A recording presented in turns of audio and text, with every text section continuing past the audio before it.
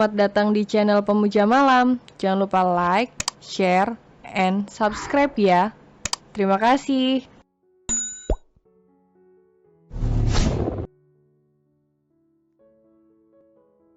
Episode 4, Ikatan Batin yang Terusik. Sekalipun ia mencoba membenarkan kata-kata Arsen, tetap saja rasanya seperti ada duri yang menusuk jantungnya. Kecil, tapi menyakitkan. Ia ingin menangis, tapi ia tahan. Semakin ia tahan, semakin sesak rasanya di dada. Kamu bisu sekarang, tidak bisa jawab? Aku mengerti, Paman.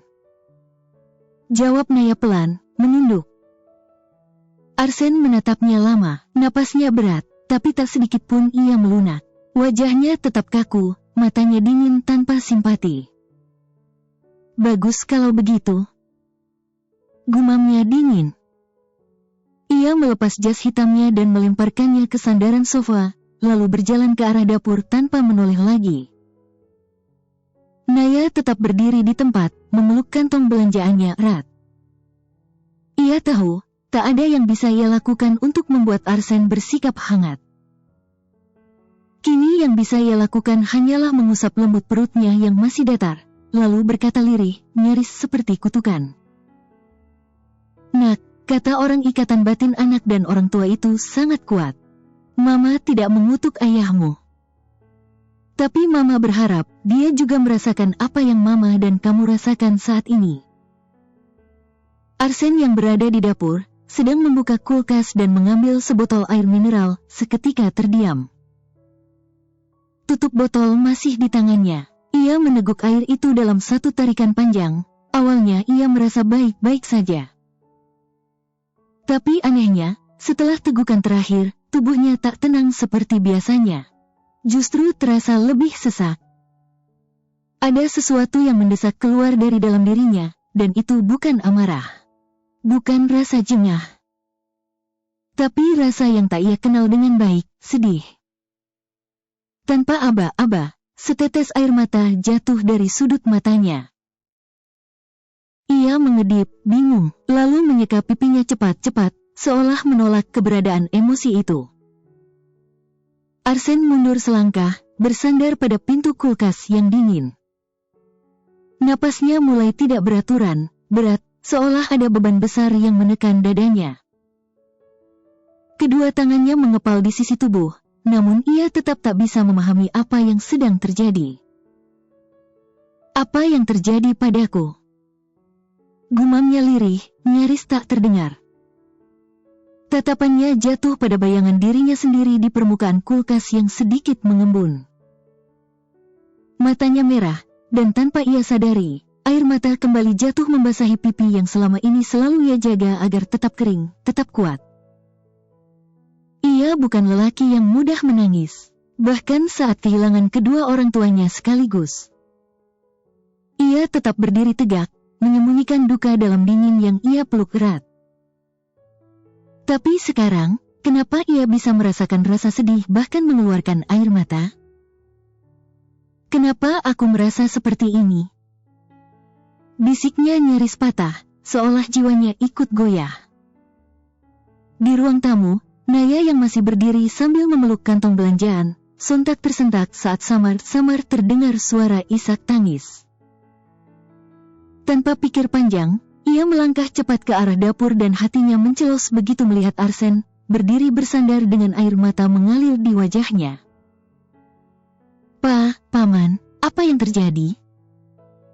Tanyanya pelan, penuh kekhawatiran. Arsen tersentak, ia buru-buru menyeka air matanya, meski tangis itu belum benar-benar berhenti.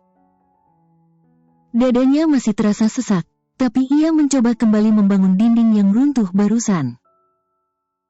Saat tangan Naya hampir menyentuh lengannya, Arsen menepisnya kasar. Bukan urusan kamu, pergi, jangan ikut campur.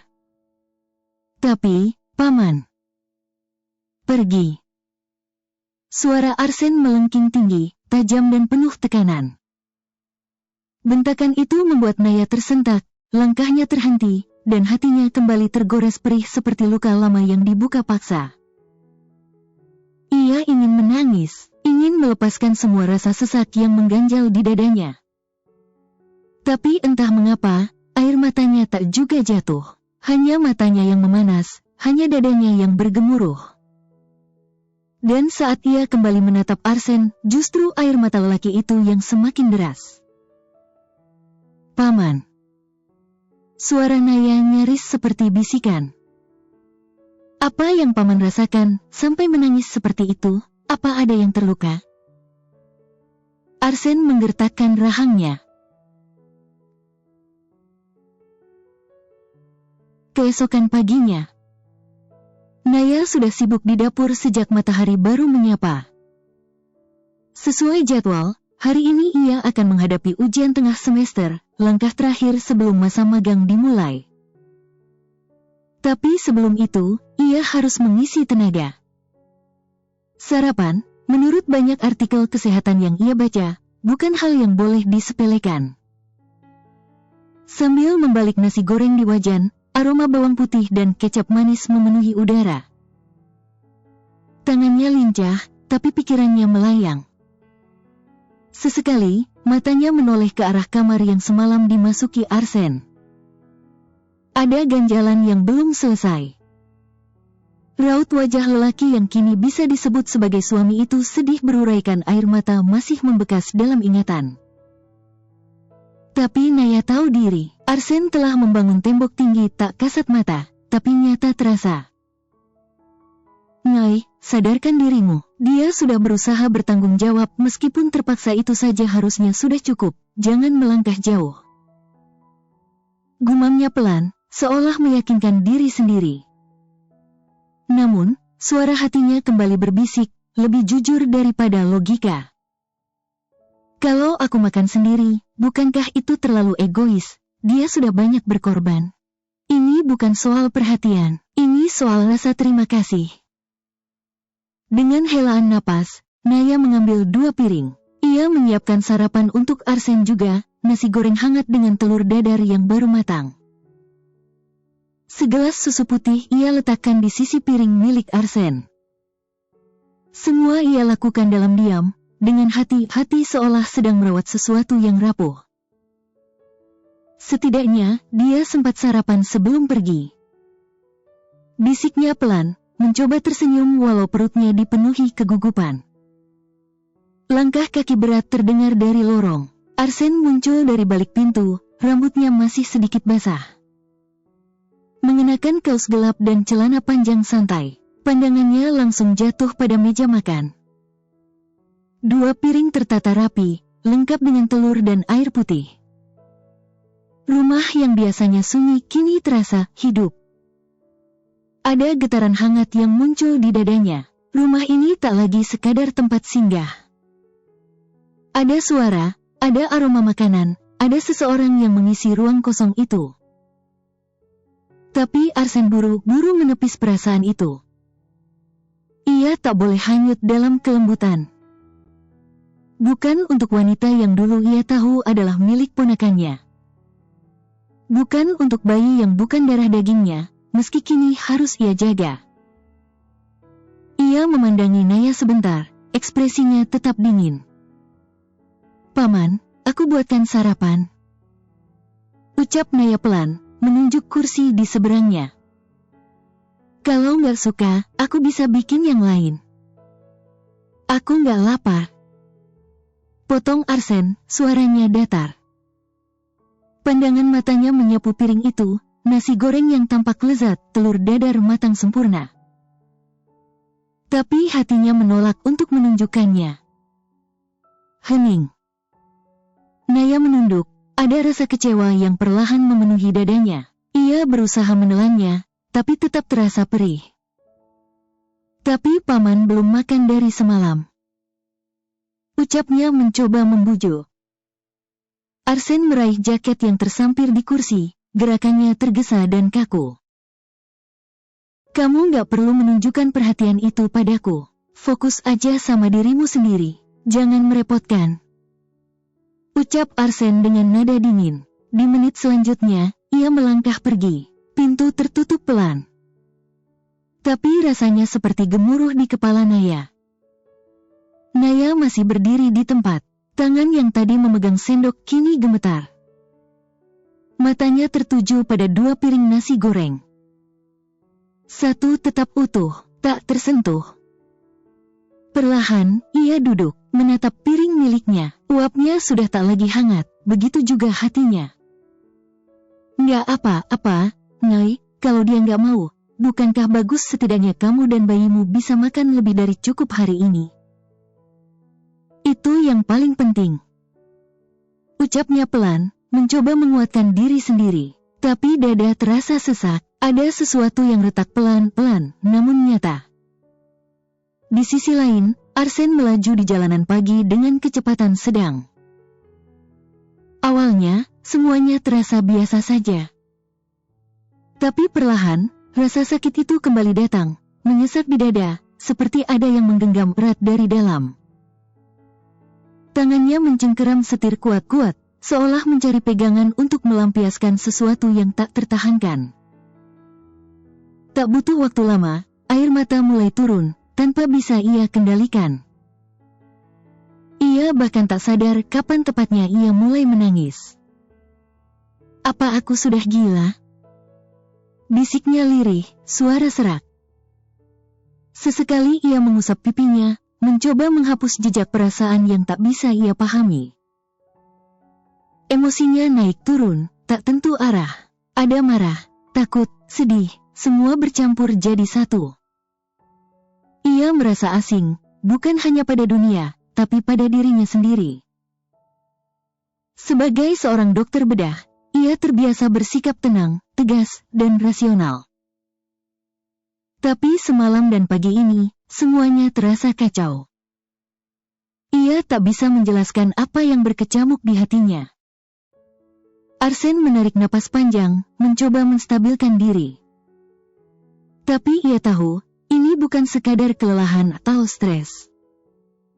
Ini sudah menyentuh sesuatu yang lebih dalam.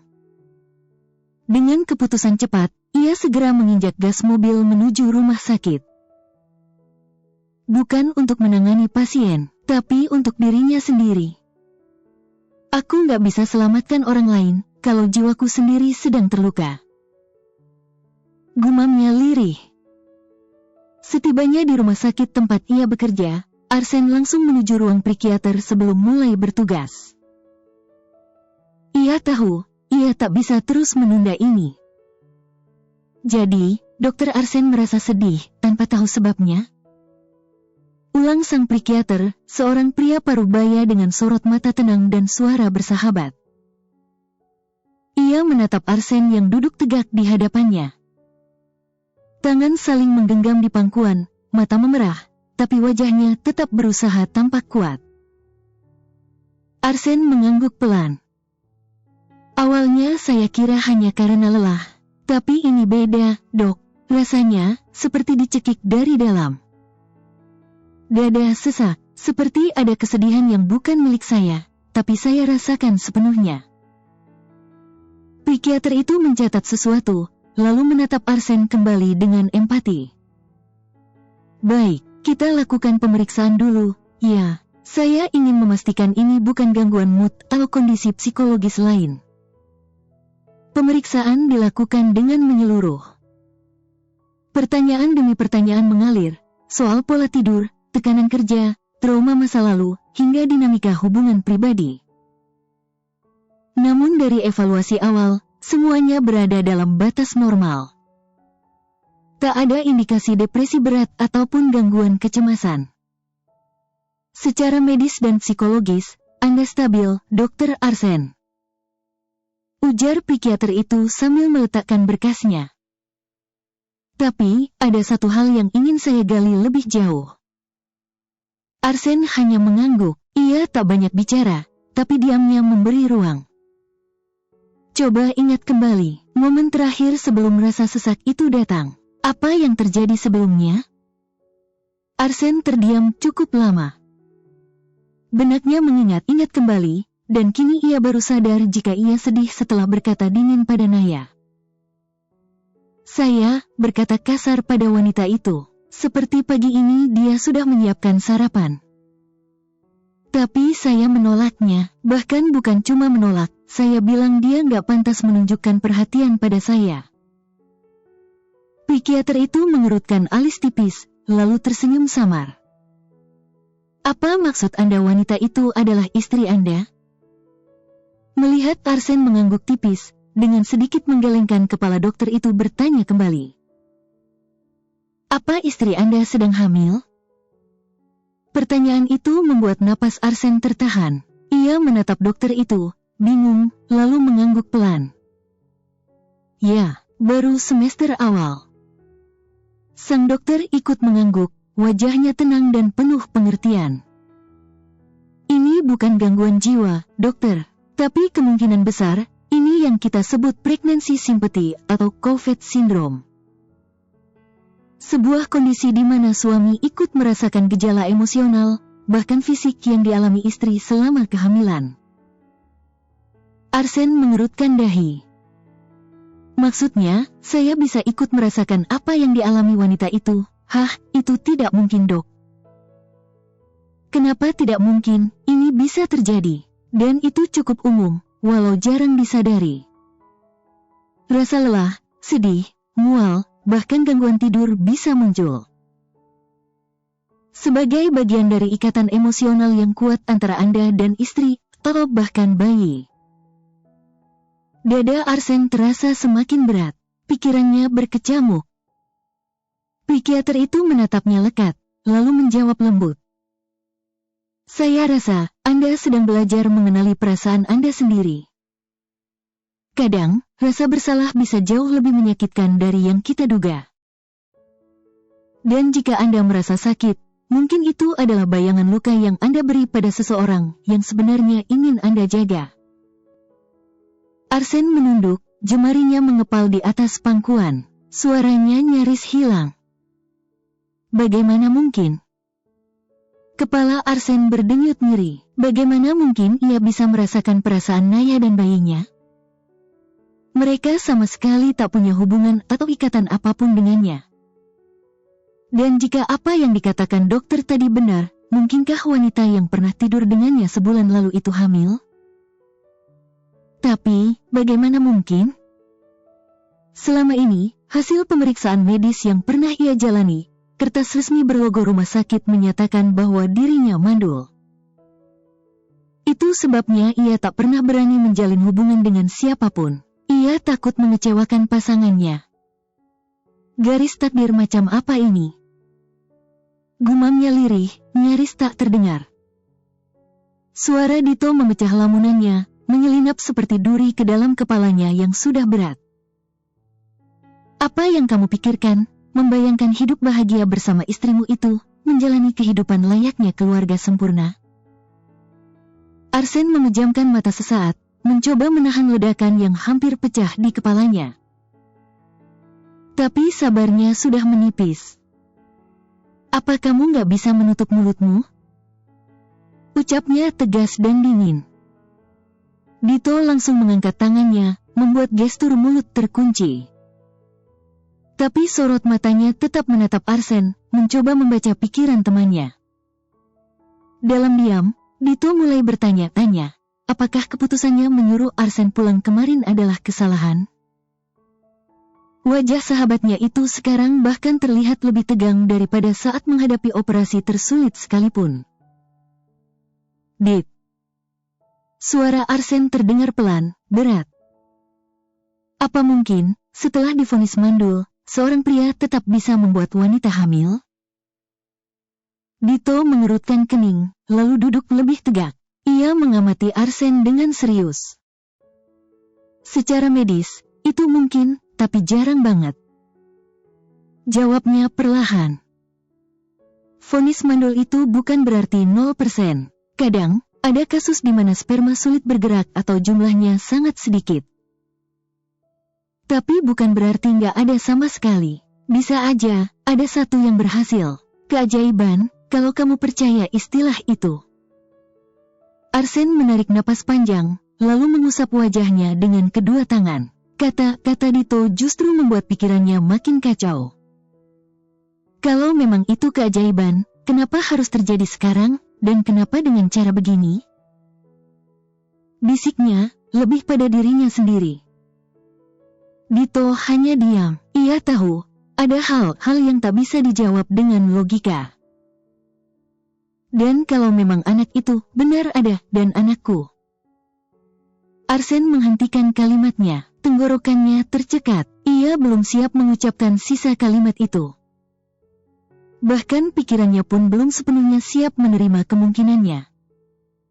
Sebenarnya, apa yang terjadi? Kamu udah ketemu sama wanita itu?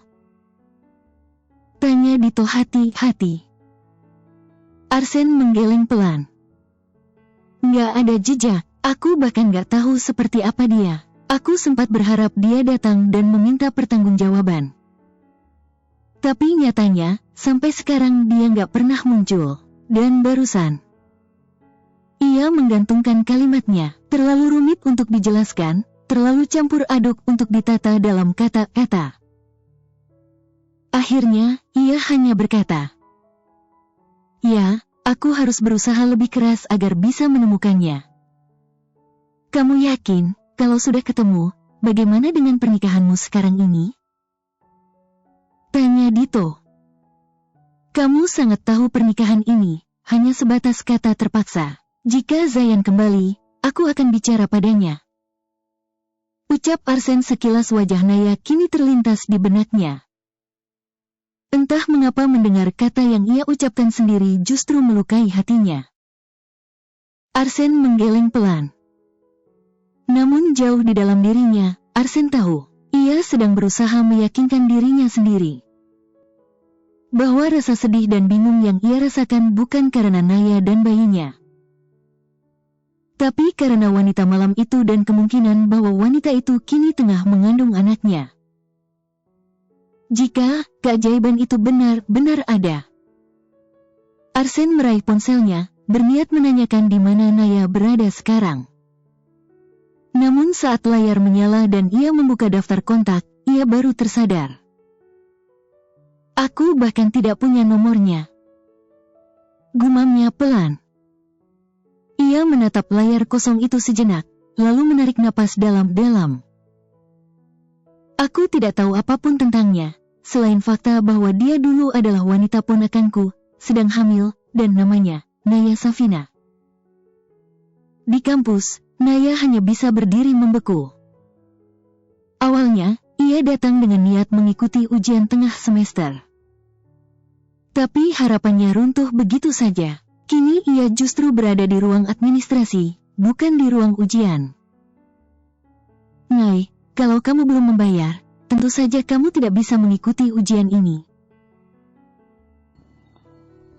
Bersambung.